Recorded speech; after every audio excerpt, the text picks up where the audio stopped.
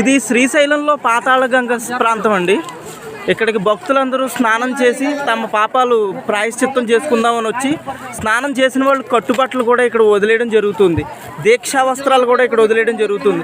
చిత్రం ఏంటంటే జీన్ ప్యాంట్లు, బూట్లు, నానా రకాల చెత్త ఇందులో వేసి కలుషితం చేస్తున్నారు.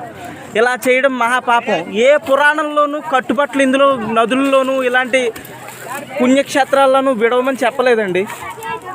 ఇలా చేయడం వల్ల ఈ చెత్త అంతా ఇందులో పేరుకుపోయి ఎవరు స్నానం చేయకుండా వీలు లేకుండా అయిపోయింది. దయచేసి ఇలాంటివి చెయ్యొద్దు.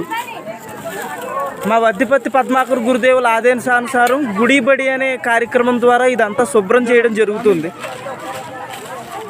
ఇక్కడ ఉన్న వాళ్ళందరూ కూడా ఎన్నో వృత్తుల్లో ఎంతో పై స్థాయికి వచ్చిన వాళ్ళు కూడా ఉన్నారు. స్వచ్ఛందంగా వాళ్ళు పరమాత్మ కోసం ఈ సేవ చేస్తున్నారు. దయచేసి ఇక నుంచి ఎవరైనా ఈ పాతాళగంగ